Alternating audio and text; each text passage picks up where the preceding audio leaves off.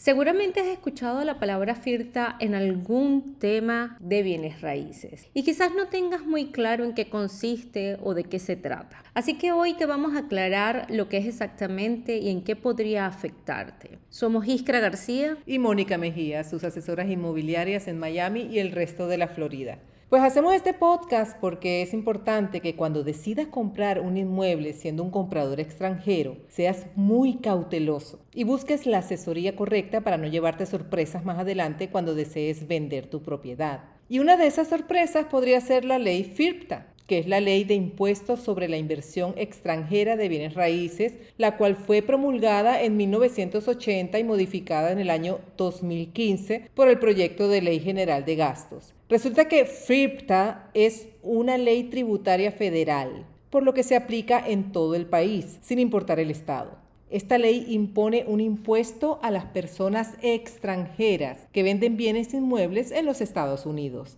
Les explico cómo y por qué nace esta ley. Según la Asociación Nacional de Agentes Inmobiliarios, FIRTA fue creada como una respuesta ante el aumento de adquisiciones de tierras agrícolas por parte de los extranjeros.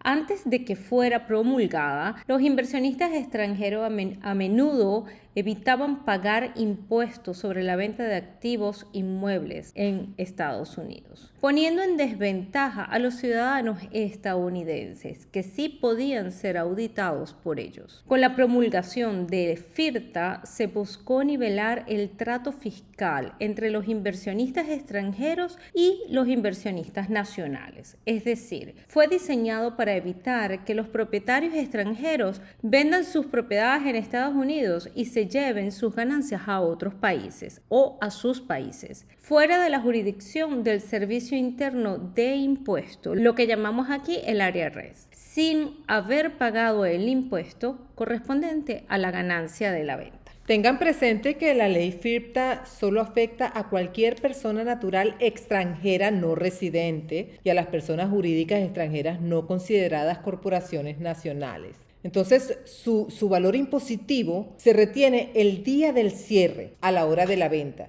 Por ejemplo, si un inversionista extranjero vende su propiedad, en el momento de la protocolización, el agente de cierre, que me refiero a la compañía de título o el abogado, retendrá aproximadamente entre un 10 y un 15% del valor de la propiedad en una cuenta especial llamada depósito en custodia o escrow account. Y dentro de los primeros 20 días después del cierre, remitirá dicho monto al Servicio Interno de Impuestos o IRS. Esto se hace para garantizar su pago, en la medida de lo posible, al mismo tiempo que se trata de incentivar a los extranjeros a presentar la declaración correspondiente y reportar el ingreso por la venta del inmueble. Y en su caso, pues reclamar cualquier crédito a su favor por los fondos retenidos, ¿cierto? Así es, Mónica. La retención se le hace al vendedor del inmueble en Estados Unidos. A menos que exista una excepción, se retiene entre un 10 y un 15%, dependiendo del valor de la propiedad o precio de compra del inmueble. Si el vendedor de la propiedad es una persona extranjera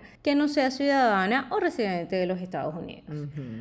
Pero fíjense que el vendedor tiene derecho a recuperar este dinero, esta diferencia, que es entre el monto que le corresponde pagar de los impuestos sobre o versus la ganancia y el monto retenido el día del cierre o el día de la protocolización de la venta de la propiedad. Esto lo hará cuando se presente su declaración de impuestos sobre ingresos a principio del siguiente año calendario, después del cierre o protocolización de la propiedad. El monto de la devolución dependerá de los ajustes realizados por el contador público sobre cada caso en específico. Claro. Cabe destacar que si el inversionista no obtuvo ganancias sobre el bien inmueble, no se requiere ningún pago, pero de igual manera va a tener que realizar la retención. Lo recomendable en este caso es contratar los servicios de un contador que te guíe durante este proceso y determine si es conveniente realizar un withholding certificate o certificado de retención para obtener el correspondiente reintegro, ¿verdad, Iskra? Así es. Es importante. Ahora bien, existen varias excepciones previstas por FIRTA y estas son algunas de ellas. Si el vendedor es un contribuyente de Estados Unidos o posee una green card, lo que llamamos residencia de los Estados Unidos, o es una persona con una presencia sustancial en Estados Unidos. Si el precio del inmueble es inferior a $300,000 y el comprador tiene la intención de evitar la propiedad por lo menos al 50% del tiempo durante los 24 primeros meses posteriores al cierre o a la protocolización de la venta.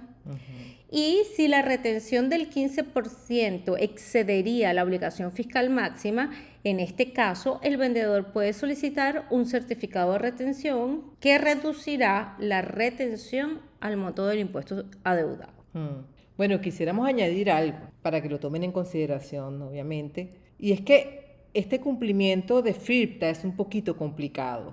Así que para que no haya a futuro sanciones por errores emitidos, es muy importante que junto a tu realtor manejen esta transacción con un buen abogado especializado en asuntos relacionados con la inversión de personas extranjeras en los Estados Unidos, ya que el abogado podrá entender bien tus objetivos y recomendarte estrategias de planeación fiscal personalizadas que satisfagan tus necesidades. Exactamente, Mónica, así es. Y bueno, esperamos haber podido aclarar cualquier duda relacionada con esta ley de FIRTA y se despiden de ustedes con mucho cariño, Iskra García y Mónica Mejías. Cuídense y hasta la próxima.